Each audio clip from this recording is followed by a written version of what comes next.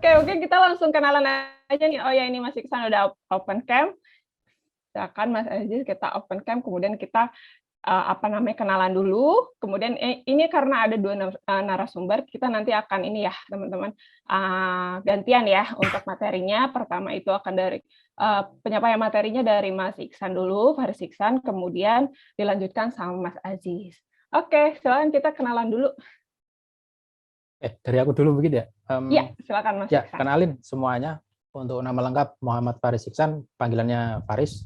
Untuk pekerjaan saat ini UI designer di Niaga Hoster. Gitu. Mungkin lanjut ke Mas Aziz.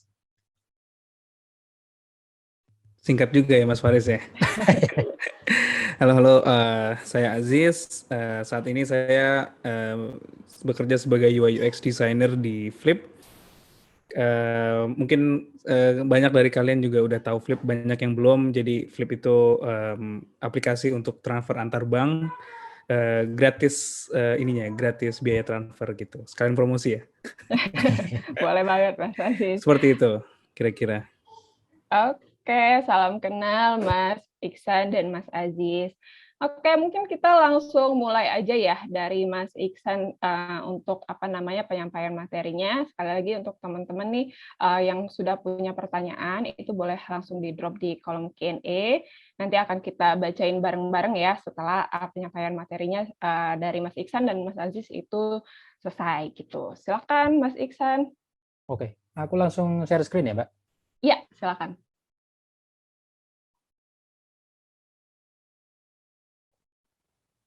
Oke, sudah masuk ya layarnya? Ya, sudah kelihatan Mas Iksan, silakan. Oke, sebelumnya Bismillahirrahmanirrahim. Assalamualaikum warahmatullahi wabarakatuh. Terima kasih kehadirannya teman-teman semua di malam hari ini ya. Luar biasa semangat belajarnya. Malam-malam harusnya sudah bisa istirahat, tapi bisa meluangkan waktu untuk ikut Devcussion yang ke-9 ini. Untuk pembahasan malam ini sesuai yang sudah dijelaskan sama Mbak Devi sekilas tadi, kita akan membahas, mungkin bisa dibilang pengenalan awal dulu ya untuk desain sistem bagi yang nantinya akan digunakan oleh tim developer maupun tim desain di sebuah perusahaan gitu sih. Nah, ya kira-kira seperti itu ya untuk pembahasan kali ini, dan untuk detailnya nanti saya akan membawakan 2 bab pertama dan untuk sisanya nanti akan dibawakan oleh Mas Aziz. Gitu. Oke, kita mulai aja. Nah, untuk subtopiknya kira-kira seperti ini. Jadi di subtopik pertama kita akan membahas mengenai pengenalan apa itu desain sistem. Lalu yang kedua kita akan membahas soal apakah sebuah perusahaan itu membutuhkan si desain sistem ini. Yang ketiga dan keempat akan dijelaskan oleh Mas Aziz, yaitu pembahasan soal bagaimana caranya memulai untuk membuat desain sistem di sebuah perusahaan, dan juga nanti akan dijelaskan di akhir konsep soal atomic design yang pastinya akan sangat berguna ketika kita nanti membuat desain sistem seperti itu. Oke, kita langsung masuk aja ke pembahasan yang pertama. Ya, apa itu desain sistem, mengapa dan kapan kita memerlukan untuk menggunakan si desain sistem ini.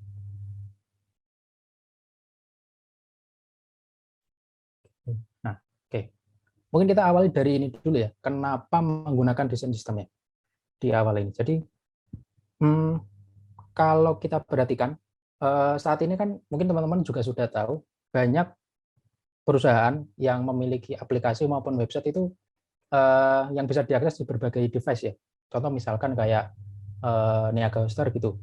Kita punya website yang bisa diakses lewat laptop, lewat komputer, tablet, tapi juga bisa diakses lewat HP, smartphone gitu ya. Nah, itu semua kan memerlukan satu kesatuan panduan yang harusnya bisa digunakan bersama antara tim desain dan tim developer gitu, untuk bisa menjaga konsistensi antar semua desain itu tadi yang bisa diakses melalui laptop, komputer maupun si smartphone. Gitu. Oke, nah kenapa ini dibutuhkan? Karena pada prakteknya ya, ini sepengalaman saya juga di sebuah tim desain dan developer yang ada di sebuah perusahaan, itu ketika tidak memiliki panduan yang berupa desain sistem itu tadi, biasanya mereka akan mengalami masalah yang cukup klasik ini ya, yaitu inkonsistensi desain yang dihasilkan oleh tim desainer dan developer. Jadi misalkan kita desainer itu menghasilkan desainnya yang seperti ini di Figma, tapi ketika dieksekusi sama tim developer itu mereka agak melenceng gitu eksekusinya. Mungkin border radius dari si tombol itu yang harusnya 8 pixel jadinya malah jadi 12 pixel, kayak gitu-gitulah ya contohnya, contoh kecilnya. Nah, bayangkan itu dampaknya akan lebih luas ketika kesalahan kecil itu tadi tidak hanya berupa kesalahan kecil aja ya, tapi berdampak ke kesalahan yang lebih besar dalam eksekusi desainnya yang akhirnya mungkin juga berdampak besar terhadap experience si user ketika mengakses si website. Kira-kira seperti itu. Oke. Nah, selain itu ada juga beberapa masalah lain, yaitu karena adanya inkonsistensi desain itu tadi, akhirnya komunikasi antara desainer dan developer jadi kurang efektif dan rawan salah persepsi. Karena tidak adanya panduan yang ibaratnya apa ya, tidak ada panduan satu pintu gitu antara si desainer dan developer. Jadi masing-masing punya panduannya sendiri-sendiri gitu untuk mengeksekusi sebuah pekerjaan yang ada di timnya. Padahal harusnya output-nya mereka itu bisa saling berkesinambungan gitu kan. Karena kan memang harusnya mereka bisa bekerja bersama dengan satu panduan yang sama. Gitu. Oke, nah masalah lain juga banyak produk yang perlu dikelola dan ukuran tim bertambah besar. Jadi kalau ukuran tim sudah bertambah besar dan makin banyak produk yang dikelola, akan sangat rawan jika tim atau proyek tersebut tidak memiliki satu panduan yang disepakati bersama gitu. Jadinya nanti akan rawan ya eksekusi dari tiap-tiap orang, karena masing-masing isi kepala orang juga bisa berbeda-beda kan ketika memahami sebuah tugas yang diberikan dalam sebuah project gitu. Jadi itu sangat diperlukan sih si desain sistem ini tadi. Nah, sekarang kita kenalan dengan apa itu desain sistem. Jadi ini saya ambil penjelasannya dari InVision, salah satu apa ya, rujukan ketika kita pengen cari-cari referensi soal desain gitu sih. Nama blognya ini Design Better yang diproduksi oleh si InVision ini sendiri. Jadi desain sistem itu adalah kumpulan komponen yang bisa digunakan berulang-ulang, dilengkapi dengan standar serta aturan yang bisa digunakan untuk mengembangkan berbagai macam produk digital. Oke, sorry. Nah, si desain sistem ini terdiri dari biasanya ya di banyak prakteknya itu akan terdiri dari kelima hal ini. Yang pertama itu ada design value dan principle. Jadi di sini biasanya kita menentukan style desain kita, value-value yang ingin diangkat dalam desain yang kita bikin itu akan mewakili value apa, yang tentunya mencerminkan nilai-nilai perusahaan dan apa ya, nilai-nilai yang coba kita tawarkan ke para pengguna dari si perusahaan ini, itu tadi ya, jasa-jasanya gitu. Itu satu. Terus itu akan dilengkapi juga dengan komponen library yang di sini biasanya kita komponen library yang versi desain ya. Jadi ini biasanya kita untuk panduan si desainer dan untuk keperluan pembuatan desain yang kalau saat ini sih paling banyak pembuatannya dilakukan di Figma gitu ya, di aplikasi Figma. Terus selanjutnya ada juga namanya style guide. Style guide ini kurang lebih sama di apa namanya? Sebenarnya ini bisa digunakan antara desainer dan developer sih. Cuma masalah apa namanya? Si penempatannya aja yang beda. Kalau desainer biasanya kita bikinnya di Figma gitu tadi. Tapi kalau untuk developer mereka ada apa namanya? Tempatnya sendiri gitu untuk menaruh si style guide. Lalu yang keempat ada code library. Nah, ini code library adalah yang apa ya? Ibaratnya hasil konversi dari masing-masing komponen yang sudah didesain oleh tim desainer, lalu mereka menaruhnya di dalam sebuah repository gitu. Biasanya di GitHub atau di apa namanya GitLab kayak gitu-gitu ya. Tergantung apa namanya repository yang digunakan oleh si tim developer. Terus yang terakhir biasanya disertakan juga case study, yaitu apa namanya sebuah panduan untuk penggunaan masing-masing komponen. Jadi misalkan satu komponen ini tuh kondisi penggunaannya kayak gimana. Misalkan tab itu digunakan untuk menampung konten-konten yang sifatnya cukup panjang tapi memiliki kategori yang berbeda. Itu contohnya ya. Terus tidak bolehnya ketika digunakan untuk menampung sebuah konten yang cuma singkat. Nah, itu nggak cocok, jadi jangan digunakan. Kira-kira seperti itu sih gambarannya untuk case tadi. Nah, ini saya ambil contoh yang paling banyak jadi referensi oleh para desainer ya, yaitu material desain yang dimiliki oleh Google. Jadi mereka menjadikan desain sistem mereka ini sebagai bisa dibilang open source gitu ya. Jadi bisa dipelajari oleh kita semua, para desainer dan mungkin para developer yang membutuhkan. Jadi mereka menyertakan banyak resource yang bisa kita pelajari. Yang pertama ini saya ambil screenshot dari file Figma yang mereka share gitu di desain sistemnya. Jadi ini cukup lengkap ya. Kalau diperhatikan ada berbagai macam varian button yang mereka gunakan di desain material ketiga, desain sistem terbaru mereka yang kayaknya harusnya sudah rilis di Android versi terbaru sih untuk si desain sistem ini. Nah, ini salah satu contohnya yang saya sebut tadi komponen library yang versi desain gitu. Jadi ini salah satu contoh ada button. Nah, kalau yang ini itu code library dan documentation yang bisa digunakan bersama sih bareng tim baik designer maupun developer dan biasanya di sini juga sudah disertakan untuk code library yang bisa tinggal di copy paste gitu sama tim developer dari yang menggunakan si desain sistem ini. Seperti itu.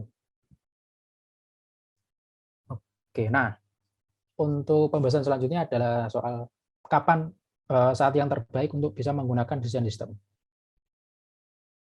Nah, yang pertama, ketika cakupan project atau produk sudah mulai membesar. Jadi semakin banyak yang perlu dikelola, semakin diperlukan sistem yang bisa mempermudah pekerjaan kita. Jadi cakupan project makin besar itu otomatis kan kita perlu mengelola banyak desain yang harus tetap kita jaga konsistensinya ya. Nah, itu akan sangat rumit eksekusinya kalau kita nggak punya ibaratnya satu pintu panduan gitu untuk bisa mengeksekusi semua jenis desain itu tadi yang untuk berbagai jenis produk dalam perusahaan. Gitu. Nah, lebih cepat memiliki desain sistem akan lebih baik karena daripada menunggu skala proyek besar dahulu, nanti pekerjaan jadi rawan tumpang tindih. Karena bayangin aja nanti pekerjaan desain sistem ini cukup lama kalau sepengalaman saya ya, karena kita perlu menentukan berbagai macam jenis standar aturan misalkan kayak aturan spacing antar komponen gitu, terus pewarnaan color scheme, terus tipografi kayak gitu-gitu, terus belum lagi masalah detail-detail soal komponen-komponennya di dalam yang nantinya akan digunakan secara luas di produk-produk yang dihasilkan oleh sebuah perusahaan gitu. Jadi daripada menunggu skala proyeknya sudah mulai membesar, mending dipersiapkan sejak awal gitu kalau saran saya. Jadi ketika nantinya akhirnya dibutuhkan, itu kita tinggal merapi-rapikan si desain sistemnya sesuai dengan kebutuhan gitu. Jadi akan lebih baik jika memilikinya lebih cepat gitu. Oke, saya lanjut. Nah, kita langsung memasuki ke pembahasan yang kedua, yaitu apakah sebuah perusahaan memerlukan sebuah desain sistem. Jadi seberapa besar pengaruhnya nanti si desain sistem ini di sebuah perusahaan dan kenapa itu sangat diperlukan. Oke, langsung aja. Si desain sistem ini sangat diperlukan sih, kalau menurut saya ya, dimiliki oleh sebuah perusahaan yang memiliki tim desain dan developer untuk mendukung proses pengembangan produk-produk yang mereka miliki. Jadi ini sangat diperlukan tentunya untuk membentuk sebuah koordinasi tim yang lebih baik. Jadi ketika tim desain dan developer di perusahaan memiliki kendala komunikasi dan inkonsistensi desain, itu bisa segera diselesaikan dengan adanya si desain sistem ini, karena itu nantinya akan menjadi sebuah panduan utama yang digunakan desainer dan developer ketika bekerja gitu. Jadi semuanya akan mengacu ke sana. Jadi kita bisa men-tackle banyak hal lah soal masalah inefisiensi komunikasi yang sering terjadi karena nggak adanya satu panduan bersama gitu ketika mengerjakan sebuah pengembangan produk di sebuah perusahaan gitu. Oke, nah selain itu si desain sistem ini juga akan sangat membantu proses pengembangan produk digital. apalagi di perusahaan yang kebutuhan pengembangannya lumayan tinggi ya.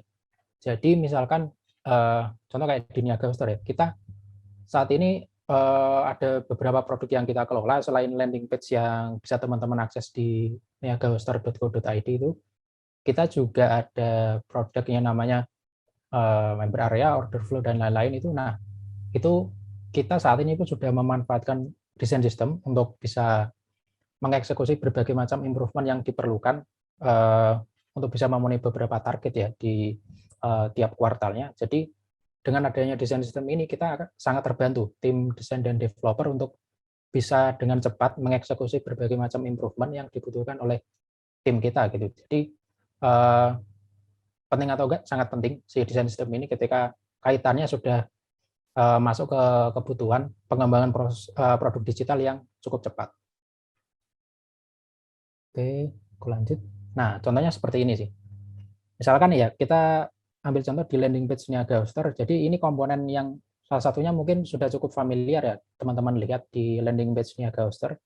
Ini namanya komponen accordion gitu sih. Jadi biasanya dipakai di dalam section FAQ untuk tanya jawab ketika ada pertanyaan-pertanyaan yang sering diajukan dalam sebuah landing page. Jadi bayangkan ketika kita pengen ngubah warna background yang ini biru muda gitu ya, jadi pengen pakai full putih aja deh backgroundnya, terus kita kasih border atau garis outline di sekitarnya. Nah itu saat ini prosesnya ya, kita cukup update desainnya di Figma, desain komponennya, terus setelahnya biasanya kita publish perubahannya di Figma itu tadi untuk bisa diterapkan ke banyak file-file Figma yang mengakses si desain sistem Figma itu tadi. Nah, setelah itu kita komunikasikan ke developer bahwa ada perubahan seperti ini dan si developer pun bisa segera mengupdate code library-nya. Lalu kemudian dia juga bisa publish perubahan yang sudah disepakati tadi dan perubahannya bisa segera live. Jadi lumayan bisa dibilang lumayan memakan banyak waktu di awal benar, tapi akhirnya di kemudian hari kita sangat terbantu dengan proses yang akhirnya bisa dipersingkat ini gitu. Jadi satu perubahan bisa diterapkan ke banyak tempat. Jadi prosesnya jadi bisa lebih cepat dan lebih efisien. Oke, nah tapi ada yang perlu diperhatikan juga selama proses pengembangan desain sistem ini di sebuah perusahaan. Jadi kalau sepengalaman saya itu yang pertama pasti perlu waktu yang cukup lama ya untuk proses pengembangannya karena kita pasti nanti akan melibatkan banyak pihak dalam prosesnya, terutama tim developer ya yang nantinya akan sangat membutuhkan ini. Jadi kita perlu banyak sekali ngobrol dengan mereka untuk menentukan standar-standarnya, terus mengusahakan bahwa apa yang kita produksi dari desain sistem versi kita yang kita desain itu tadi bisa sesuai dengan standar dari tim developer gitu. Jadi karena tujuannya memang kan ini untuk sebuah panduan bersama ya yang digunakan untuk pekerjaan-pekerjaan berikutnya. Jadi usahakan kedua belah pihak itu bisa sepakat dengan berbagai macam aturan dan desain-desain yang ada di dalamnya. Gitu. Nah, selain itu di dalam juga kita perlu menentukan rules-rules yang bisa dibilang lumayan ini sih ya, lumayan challenging lah, lumayan menantang. Jadi terutama masalah penamaan komponen kayak gitu-gitu ya. Jadi itu nanti akan sangat berpengaruh besar ketika pada proses eksekusinya kita bisa memberikan penamaan komponen yang rapi karena itu nanti ketika kita skala desain sistemnya sudah mulai membesar, skala produknya sudah mulai membesar, ketika kita memiliki penamaan kategori yang rapi segala macam itu kita juga akan terbantu dalam proses penggunaan si desain sistem ya karena kita cukup mengikuti aturan yang sudah rapi itu tadi dan kita bisa segera menggunakan berbagai macam komponen untuk bisa ditaruh di desain kita. Kemudian yang ketiga ada tracking progress. Jadi yang saya maksud di sini itu adalah kita si desainer itu kan memang benar menghasilkan desain di Figma-nya gitu ya untuk nanti bisa dieksekusi sama tim developer. Tapi jangan lupa juga kita perlu memantau tiap progresnya, tiap pengerjaan komponen-komponennya itu supaya nanti ketika diimplementasikan ke produk kita, misalkan di website atau di mobile apps gitu, itu bisa tetap sesuai dengan desain-desain kita. Jadi walaupun ini memang bisa diibaratkan tujuannya untuk menjadi panduan bersama antara desainer dan developer, tapi pada proses awalnya akan sangat diperlukan tracking progres dari masing-masing komponen yang akan dibuat gitu sih. Jadi untuk memastikan bahwa hasil akhirnya juga bisa sesuai. Oke, yang terakhir ini menurutku juga yang paling apa ya, ibaratnya yang paling menantang ya, karena masalah sosialisasi penggunaan desain sistem. Jadi ini untuk beberapa orang mungkin di tim kita akan agak kurang familiar dengan hal ini karena terbiasa dengan pola kerja yang lama ya, yang masih belum menggunakan desain sistem. Jadi perlu kita sosialisasikan berbagai macam keunggulan yang dimiliki oleh si ini dan berbagai aturan yang nantinya perlu disepakati bersama bahwa ini tujuannya memang untuk mempercepat proses kerja kita berikutnya, tapi memang harus ada berbagai macam hal yang diikuti untuk bisa membuat proses penggunaan desain sistemnya berjalan lancar. Kira-kira seperti itu. Oke, nah untuk selanjutnya sudah masuk ke subtopik ketiga yang akan dilanjutkan oleh Mas Aziz. Silakan Mas Aziz. Oke, thank you Mas. Oh ya, ini share screen-nya ganti ke Mas Aziz saja ya. Ya, boleh. Nah, oke, aku stop dulu. Yes. Oke, sambil menunggu Mas Aziz, itu saya ingatkan sekali lagi ya untuk teman-teman yang sudah punya pertanyaan, bisa di-drop di kolom Q&A yang ada di bawah ya. Nanti akan kita baca bareng-bareng setelah presentasi dari Mas Aziz selesai. Oke, ini udah terlihat belum ya? Ya, sudah Masuk, Mas Mas. Aziz. Oke, siap. Oke, bismillah. Terima kasih Mas Faris udah ngejelasin yang cukup detail banget. Sebenarnya itu adalah ini sih apa namanya ya, common ground-nya gitu perkenalannya gitu. Nah, dalam kesempatan kali ini saya insya Allah mau sharing yang mungkin sifatnya lebih apa ya, technical gitu ya, getting started with your design system gitu. Jadi yuk kita coba, saya mau ngasih apa ya, mau sharing best practice-nya gimana sih kita ngebuat desain system gitu. Ini berdasarkan pengalaman dan pembelajaran saya sejauh ini gitu ya. Oke, kita langsung aja. Nah, goal-nya desain sistem tuh kita pengen jadinya tuh nanti seperti ini gitu. Ketika nanti apa namanya, kalian coba bayangin gitu ya, kalau misalkan apa ya, let's say button ini, let's do it ini gitu. Nah, bayangin kalau misalkan dari whole aplikasi kalian pasti banyak banget yang menggunakan button ini gitu, primary button ini. Nah, kalau misalkan kalian nggak pakai desain system, itu nanti ketika nanti misalkan ada perubahan warna atau perubahan bentuk dari segi button, itu tuh kalian harus nyari komponen button satu-satu dari setiap file, lalu kalian ganti secara manual, dan itu apa namanya, waktu dan energi yang diperlukan tuh sangat banyak banget gitu. Oleh karena itu, benar kata Mas Faris tadi, ketika si company kalian atau apa namanya, secara tim desain kalian udah gede, itu butuh banget untuk desain sistem. Jadi kalian tinggal ganti masternya aja gitu, tinggal ganti yang di atas ini yang gerak-gerak. Nanti setiap komponen yang tersync sama komponen itu akan ngikutin gitu. Jadi kalian nggak usah ganti satu persatu secara manual gitu. Itu adalah salah satu advantage-nya gitu. Nah, langkah pertama adalah kita harus milih dulu nih tim modelnya seperti apa gitu untuk membangun desain sistem. Ini adalah yang common banget gitu ya. Jadi ada dua apa namanya, model dalam membangun tim desain sistem gitu. Yang pertama ada centralized, yang kedua yang sebelah kiri adalah centralized. Jadi centralized itu adalah ada satu tim atau orang yang memang menjadi PIC-nya yang nge-handle semua kegiatan desain sistem. Dia yang ngebuat, dia yang nge-maintain, dia yang ngedokumentasiin, dia yang mungkin jadi ngebuat apa ya, yang menjadi inisiatornya lah gitu untuk membuat desain sistem itu sendiri. Nah, ini adalah apa namanya, tim model yang mungkin bisa saya rekomendasikan gitu ya untuk apalagi kalau misalkan di company kalian atau di tempat kalian bekerja gitu belum pernah ada desain sistem sebelumnya atau udah ada desain sistem sebelumnya tapi belum termaintain dengan baik. Nah, kalian pertama bisa nih apa namanya, pilih tim modelnya yang centralized seperti ini. Jadi gimana caranya?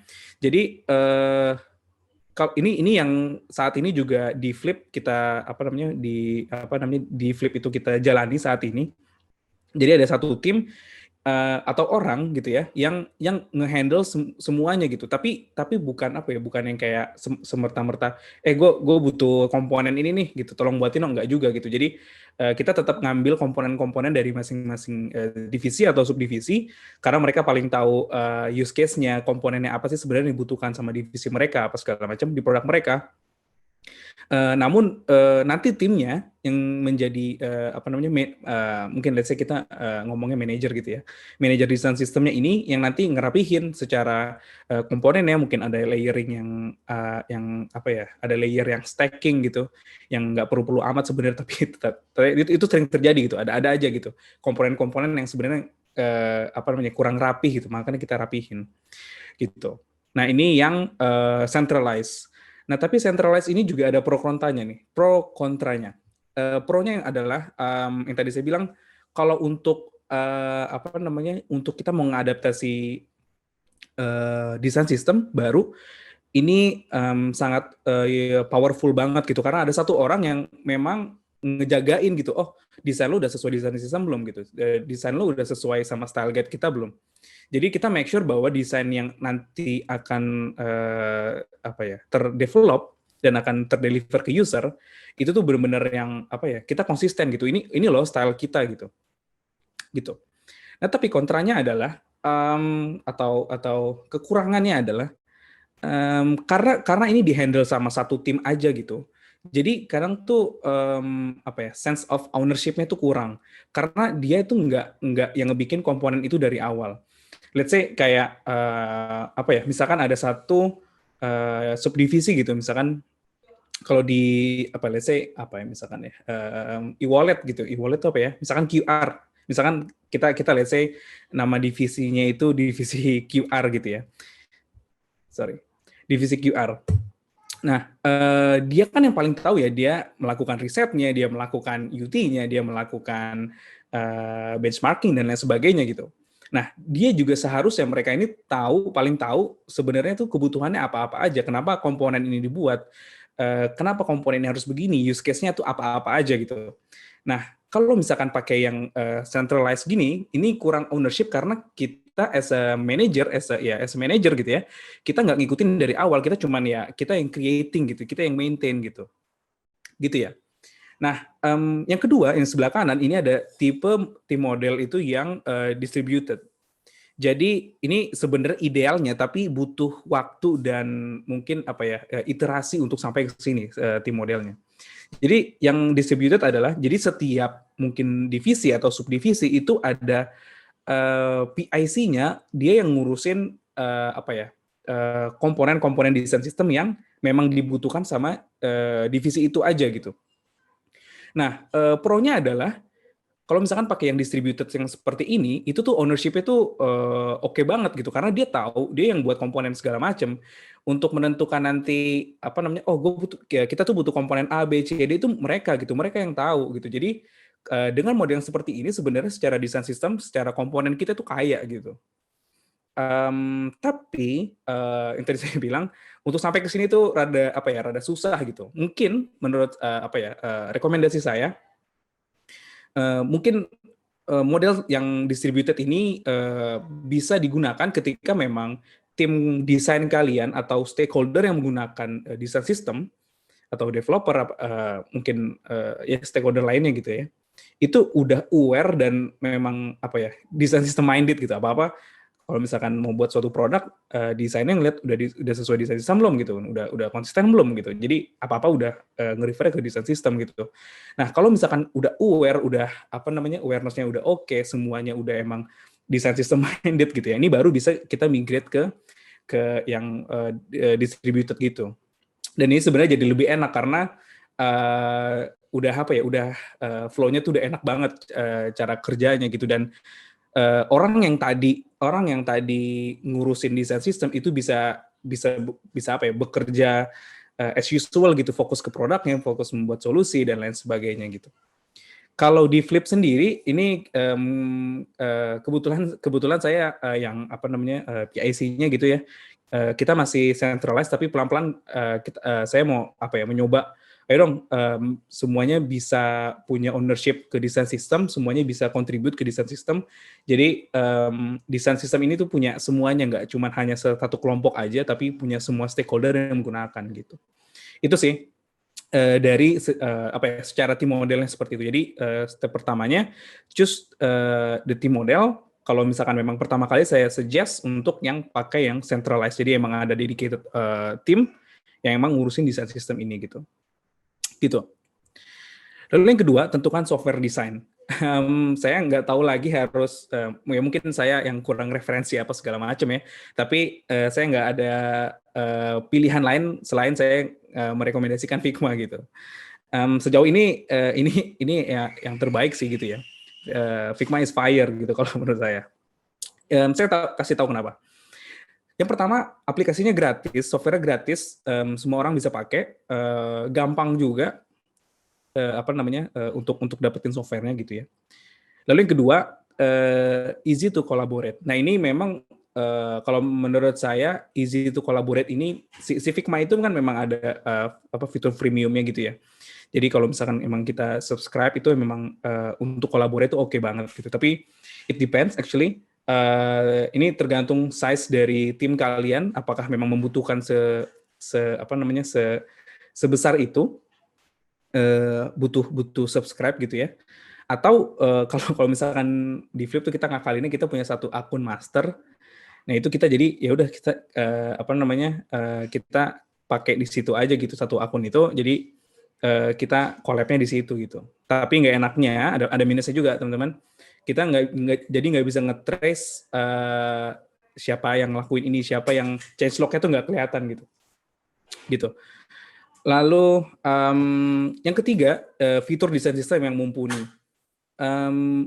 Nanti saya akan jelasin sebenarnya apa-apa aja sih fitur yang kalian harus kuasai gitu untuk let's say di sini saya assuming kalian yang nanti jadi penggerak gitu. Oke, saya mau jadi PIC-nya desain sistem, itu keren banget tuh kayak gitu. Lalu yang keempat, menurut saya karena Figma ini ada Figma community di situ, jadi orang-orang yang menggunakan Figma itu bisa share karya-karya mereka secara gratis. Kalian bisa ngambil, bisa duplicate, kalian bisa otak-atik gitu desain-desain mereka, dan ini jadi bagus banget jadi referensi gitu. Jadi tadi kalau nggak salah Mas Faris juga nge-mention bahwa material design ada di sana. Kalau nggak salah juga saya pernah ngeliat ada human interface guideline-nya punya Apple juga ada di sana.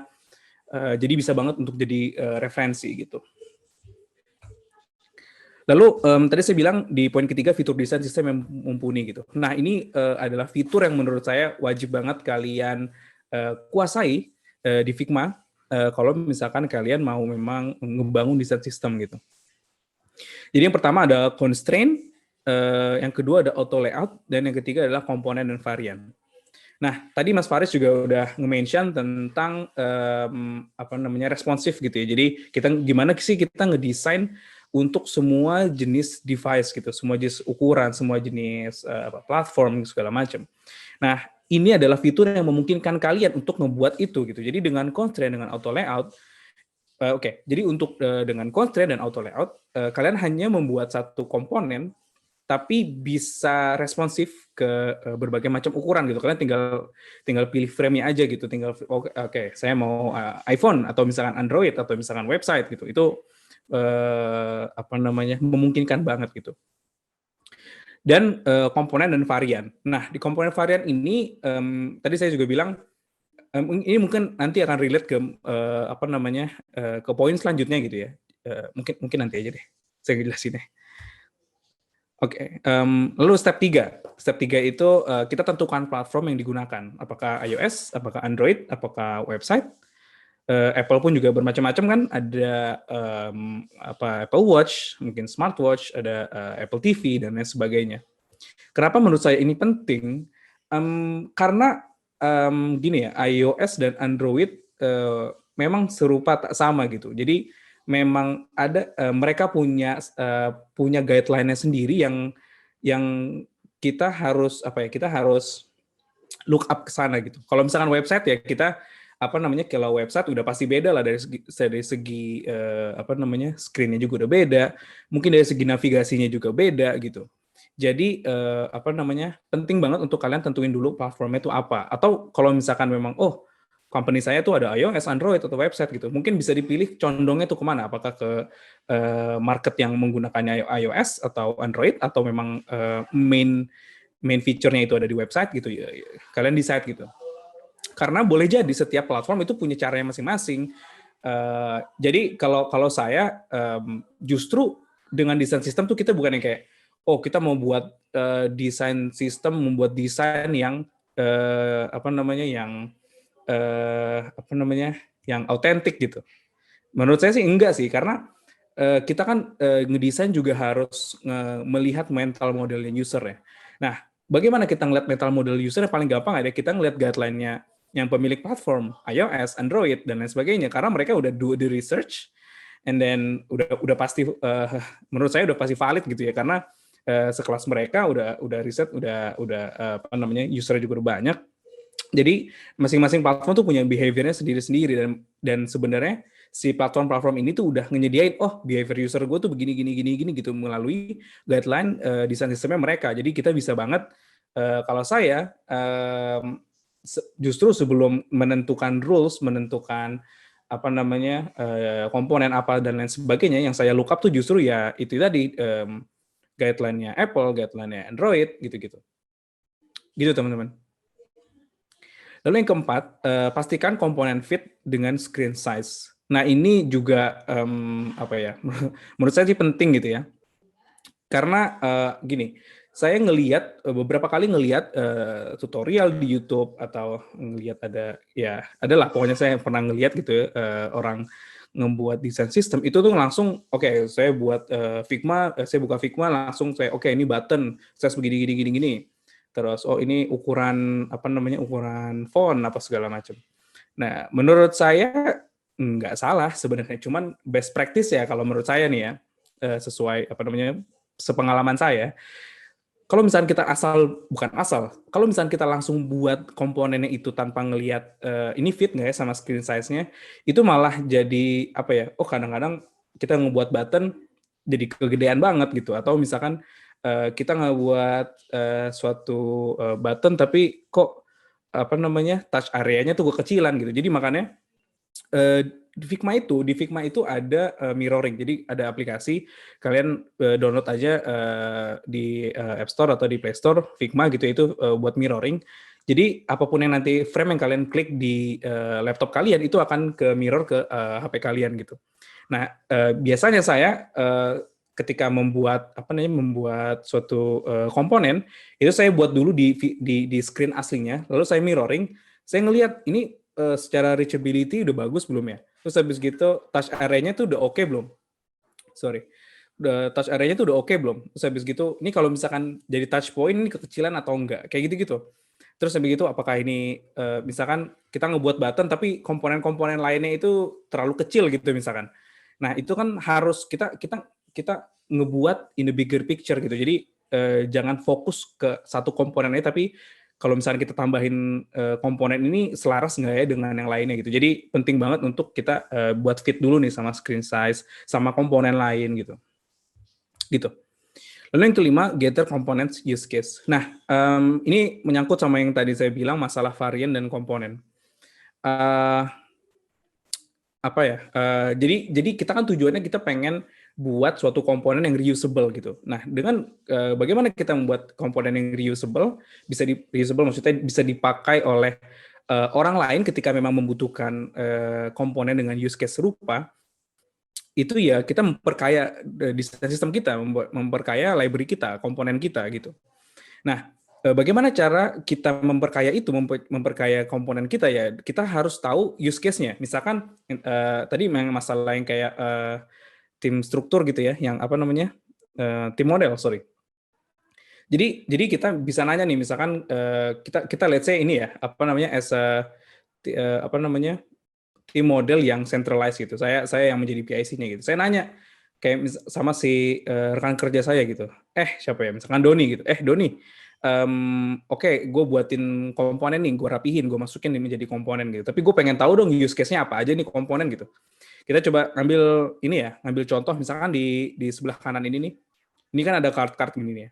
Nah, tapi di card ini ternyata ada use case, kita nandain label ini yang tersedia, ini yang misalkan dapat poin kayak gitu-gitu. Nah, kita tuh harus gather itu semua. Kita harus tahu use case-nya tuh si card ini tuh apa-apa aja sih gitu. Jadi, nah, use case itu yang nanti akan kita convert menjadi varian gitu. Jadi oh kita punya card dengan varian yang polos, oh kita punya card dengan varian yang ada label biru, oh kita punya card dengan ada varian yang label pink gitu, let's say.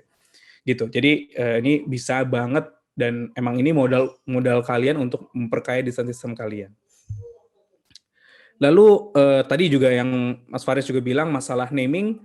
Ini ada namanya naming structure gitu. Nah, kita ini kan membuat desain sistem language ya. Jadi kita tuh apa namanya gimana caranya kita nih as a stakeholder pengguna desain sistem itu tuh kita punya satu bahasa yang sama. Coba bayangin ya kalau misalkan kita nggak concern tentang naming structure gitu ya, dan kita nggak punya desain sistem. Misalkan anak desainer gitu ya, desainer bilang, oh kita nyebut button, misalkan let's say button gitu. Oh, kita tuh nyebutnya button gitu.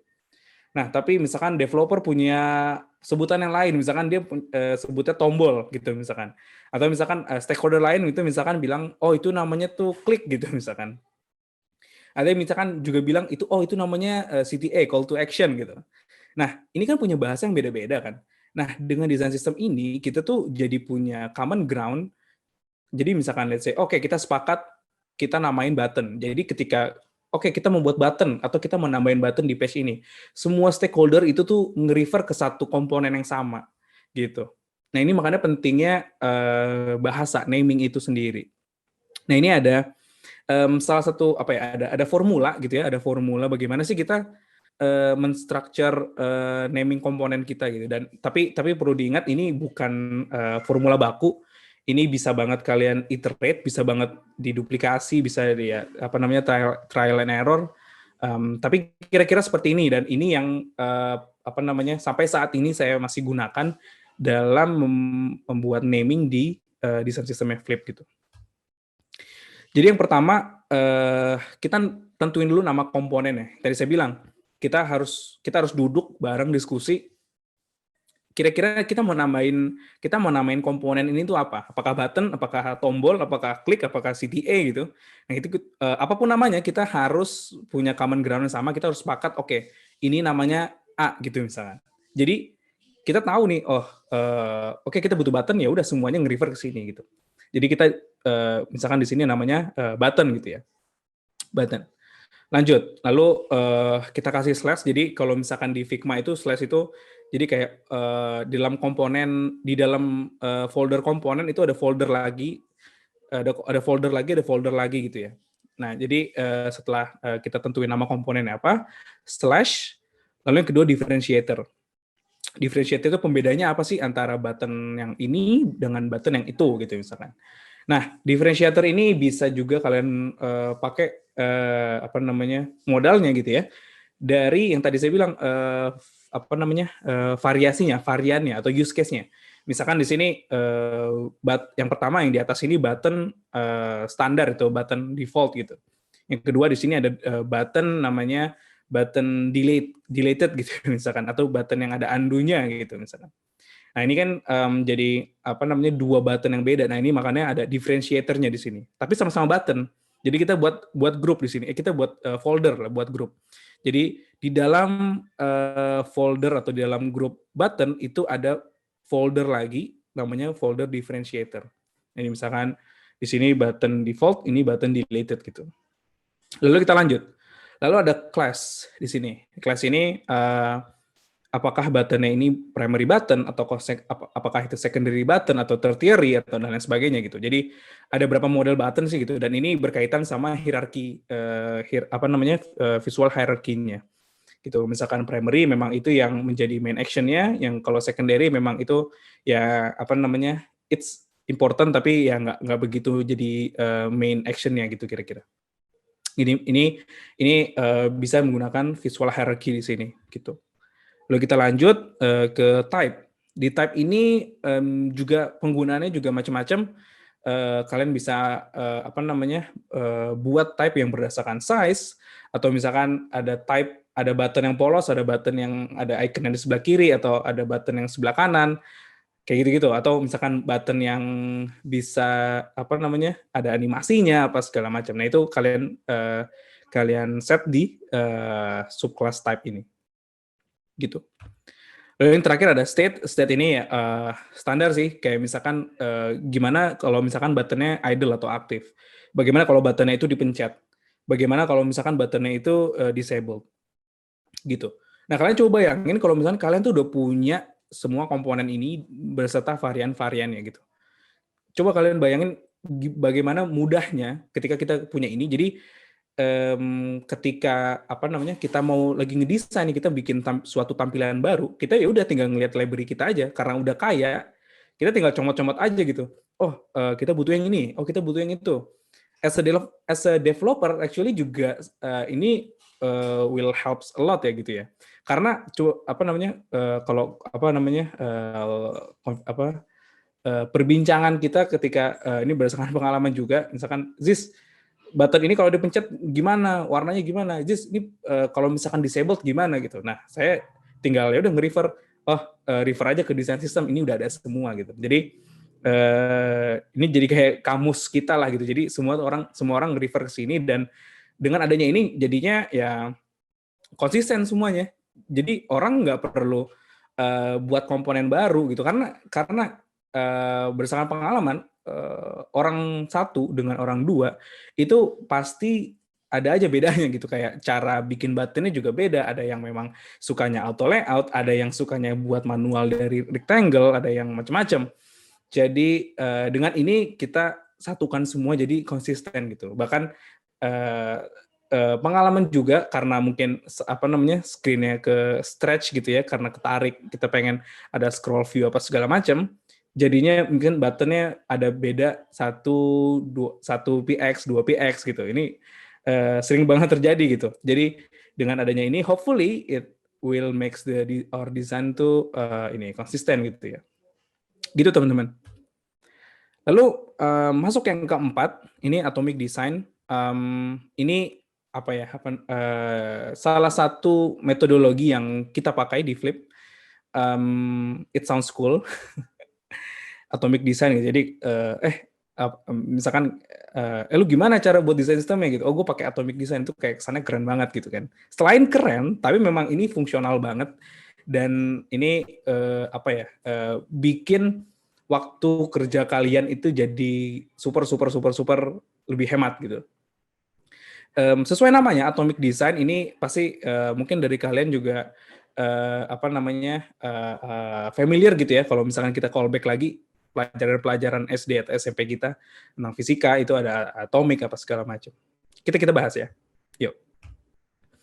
Jadi atomic design adalah sebuah metodologi pembuatan komponen pada desain sistem dengan memecah komponen menjadi bagian-bagian hingga yang terkecil, yang dikelompokkan sesuai dengan levelnya dan hierarkinya. Nah ini si atomic design ini dipopulerkan oleh Brad Frost gitu. Nah, apa itu bagian-bagian kecilnya gitu ya? Nah ini yang tadi saya bilang, ini familiar dengan pelajaran kita waktu IPA dulu gitu ya. Jadi dibagi menjadi 5. Yang fisika banget itu ada yang 3 pertama. Yang pertama ada atom, molekul, organisme, templates, dan pages. Nah, sesuai sama seperti ilmu IPA-nya dulu gitu ya, fisikanya dulu. Atom itu adalah satuan terkecil. Gitu. Mungkin ini saya langsung jelasin aja kali ya, daripada satu-satu saya nanti ngejelasin. Oke, kita langsung aja. Oke. Nah, kita masuk ke atom. Sama seperti namanya, atom adalah satuan terkecil dari suatu desain.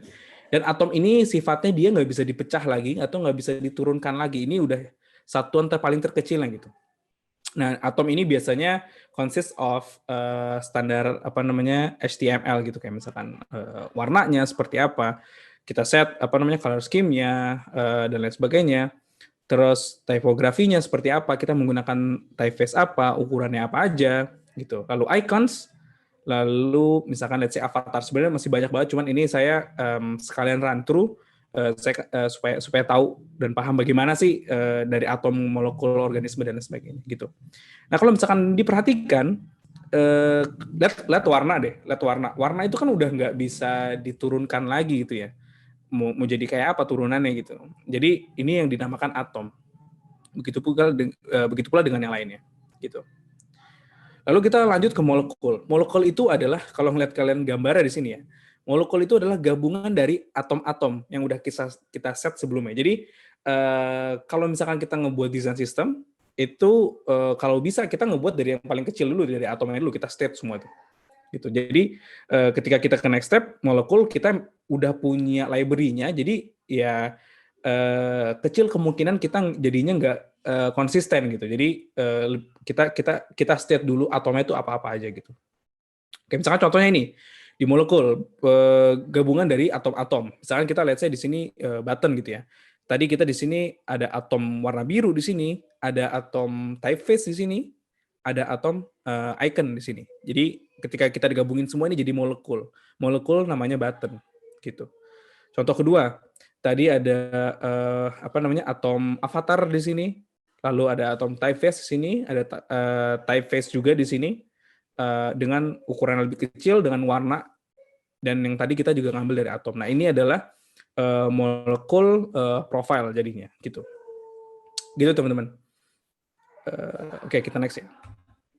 Lalu yang ketiga ada organisme. Kalau misalkan tadi molekul itu adalah gabungan dari atom-atom, kalau organisme adalah gabungan dari molekul-molekul, gitu, yang membuat jadi satu komponen. Dan ini mungkin yang kita familiar gitu. Oh, kita ada komponen navigation bar, oh kita ada komponen ABCD gitu. You name it lah, yang ada di aplikasi itu paling sering mungkin kita bisa ngelihat organismenya gitu. Nah ini kalau misalkan yang tadi saya bilang, kalau organisme itu gabungan dari molekul-molekul, ini tadi si profile section, organisme profile section itu terdiri dari molekul yang tadi profile sama molekul button yang udah tadi kita buat. Nah ini jadi namanya organisme profile section gitu ya, dikasih namanya. Lalu yang keempat ada namanya templates. Jadi templates sebenarnya ya bagaimana template layoutnya gitu. Sebenarnya ya ini kayak lebih ke penempatan sih gitu. Lalu kita masuk ke pages. Nah di pages ini karena tadi kita udah punya layoutnya, kita tinggal masukin organisme yang kita punya. Tadi ini ada organisme profile profile section gitu ya. Lalu misalkan nanti kalian coba buat lagi ada organisme-organisme baru, kita masukin semua di sini. Nah ketika organisme-organisme itu berkumpul dalam satu page, itu jadinya namanya pages gitu. Jadi gitu ya. Nah, jadi coba kalian bayangin ya, ketika kalian ngebuat desain berdasarkan atomic design gitu ya, dan desain sistemnya juga rapi, semuanya saling terkoneksi, saling kesync. Coba kalian pikirin kalau misalkan kalian punya screen ini nih, screen yang kalian lagi lihat ini, yang profile page ini ada tipe yang serupa, ada misalkan 100 page gitu ya. Nah, suatu saat gitu, misalkan let's say tempat kalian bekerja rebranding, jadi dari warna biru jadi warna misalkan orange gitu ya. Nah, kalian cuma perlu cari atomnya aja, atom warna biru, kalian ganti dengan warna orange. Jadi whenever ada komponen yang menggunakan warna biru, akan otomatis keganti jadi warna orange gitu. Jadi kalian nggak perlu nyari satu-satu lagi. Itu takes time banget dan painful banget kan. Belum lagi kalau misalkan page-nya banyak, terus habis gitu. Kalau misalkan kalian familiar, kalau misalkan di Figma, atau misalkan kalian lagi wireframing, itu kan ada tentakelnya kan kemana-mana tuh ya. Ngelihat dari jauhnya itu udah pusing banget gitu. Jadi itu sangat kebantu dengan adanya desain sistem, apalagi yang menggunakan atomic design ini. Jadi pertama, jadi scalable menurut saya. Jadi ketika nanti di kemudian hari ada ubahan, kita nggak perlu panik gitu. Jadi kita tinggal cari atomnya aja, misalkan berkaitan dengan atom, atau misalkan kita ada berkaitan dengan molekul, kita tinggal cari molekulnya aja gitu. Dan di file desain sistem kalian, sebisa mungkin kalian bagi menjadi berdasarkan atom. Oke, atom di page atom tuh ada apa-apa aja gitu. Misalkan ada color apa segala macam, di molekul ada apa. Jadi ketika kalian mau ganti mau ganti warna, ya udah kalian tinggal ke atom warna. Atau misalkan kalian mau ganti molekul, ya kalian tinggal nge-refer ke molekul gitu. Jadi nggak perlu ganti semua screen-nya gitu. Ini ngebantu banget, jadi proses jadi lebih cepat, lebih konsisten, lebih scalable, dan reusable gitu. Keren ya, able gitu. Gitu teman-teman.